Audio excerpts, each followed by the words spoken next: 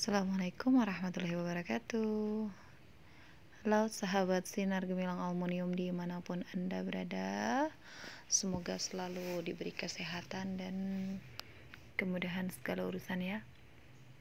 Oke, seperti biasa buat teman-teman Sinar Gemilang Aluminium dimanapun Anda berada, di sini kita mau berbagi tentang model-model lemari berbahan dasar aluminium dan kaca ya. Jadi kita mau memberikan review, kita mau berbagi pengalaman bersama teman-teman semua, bisa saling interaktif ya untuk lebih mengenal, lebih tahu tentang aluminium dan kaca. Dan tidak lupa lagi buat teman-teman yang belum subscribe untuk subscribe ya, subscribe channel ini ya teman-teman ya. Jadi dukungan teman-teman tuh sangat-sangat berarti ataupun membantu buat kami yang ingin memberikan video-video menarik lainnya.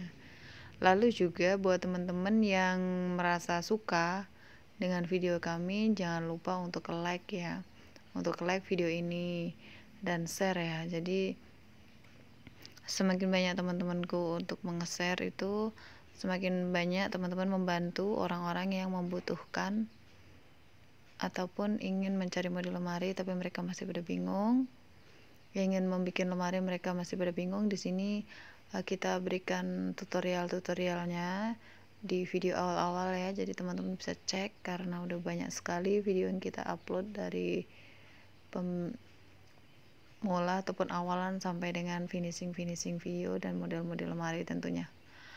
Oke, terima kasih. Kita mau mulai review untuk lemari baju 3 pintu berbahan dasar aluminium dan kaca. Jadi teman-teman semua, ini lemari baju 3 pintu berukuran standar ya.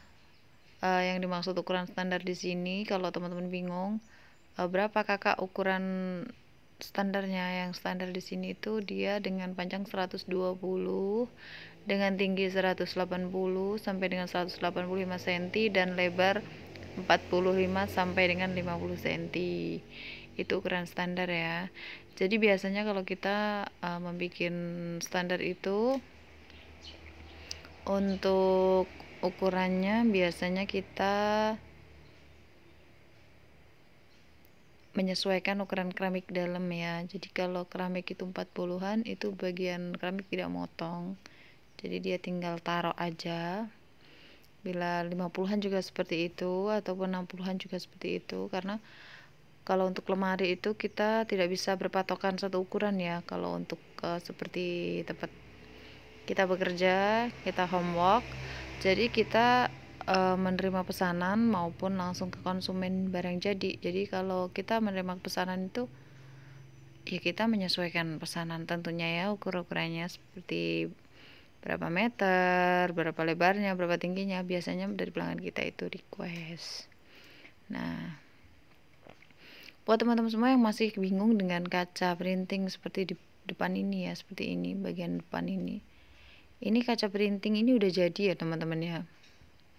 Kaca printing ini udah jadi dan biasanya dari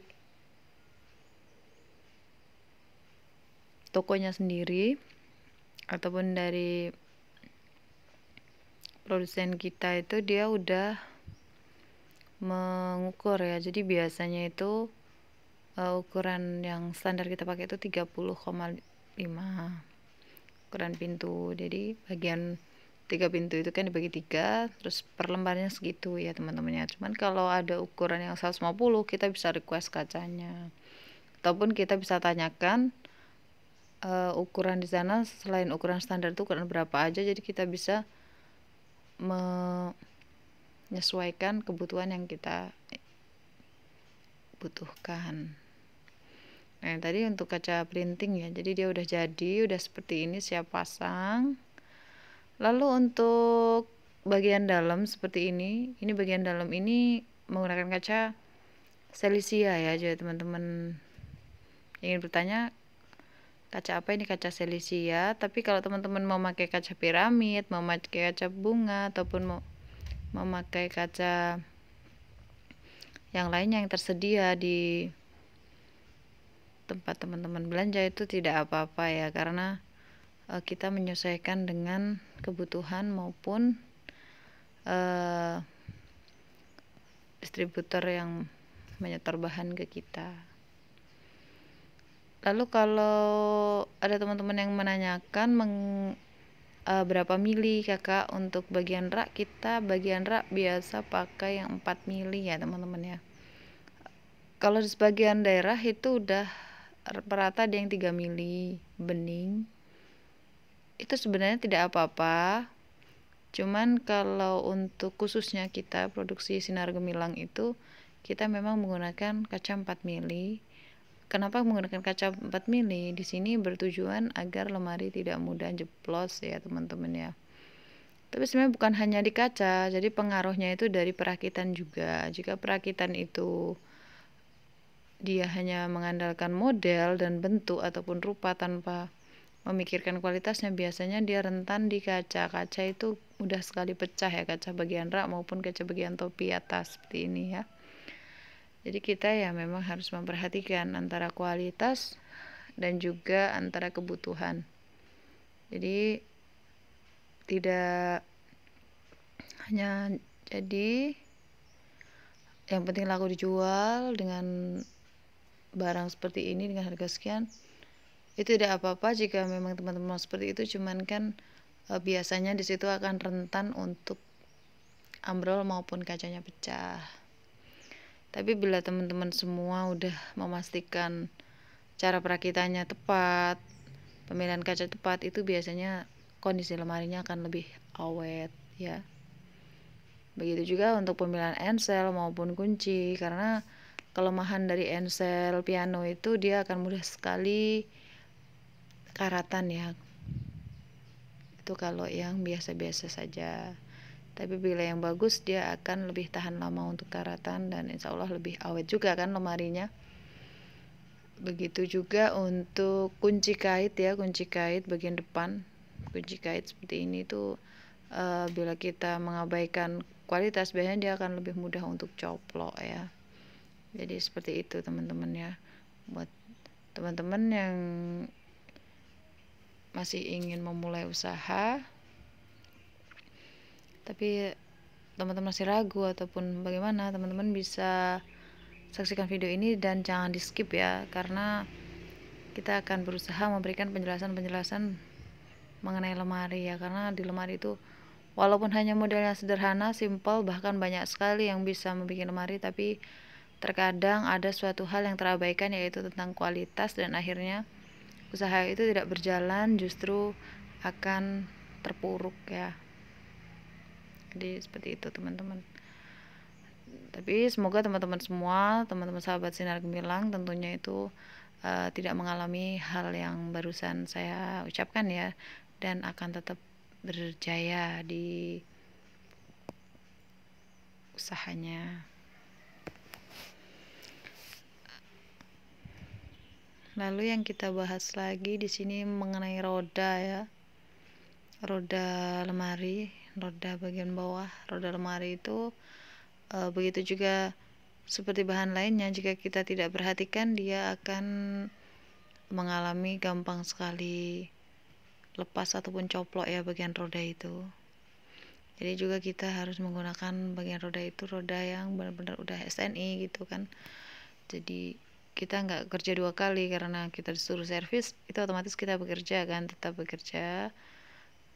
Dan kalau lemari itu bagus dan konsumen kita puas, dia akan beli lagi, bahkan dia akan mengajak teman-temannya untuk beli ke toko kita. Jadi seperti itu teman-teman ya. Jadi namanya suatu usaha itu jangan memikirkan hanya kepentingan kita, tapi kita juga harus memikirkan kepentingan dan kepuasan konsumen kita. Kalau ini sedikit saran sih dari saya, semoga bermanfaat. Tapi bila teman-teman mempunyai cara sendiri untuk marketingnya ya tidak apa-apa, karena setiap usaha ataupun setiap jual beli itu mereka akan mempunyai marketing sendiri untuk pemasaran produk-produknya. Oke, terima kasih sahabat Sinar Gemilang, saya rasa cukup pengalaman yang kita share buat teman-teman, semoga bisa bermanfaat dan semoga menjadi inspirasi buat teman-teman semua yang pengen mencari model lemari ataupun pengen belajar tentang ataupun mengetahui tentang lemari aluminium dan kaca. Bisa ditonton video-video kami sebelumnya ya. Nanti linknya kita taruh di deskripsi ya, untuk tutorial dan juga untuk produk-produk terbaru, apa maksudnya yang udah lama-lama sekali kita bikin ya. Oke, terima kasih. Sampai jumpa di video kami selanjutnya. Salam sukses, jangan lupa subscribe ya teman-teman ya. Jangan lupa subscribe dan like and share. Oke, assalamualaikum warahmatullahi wabarakatuh.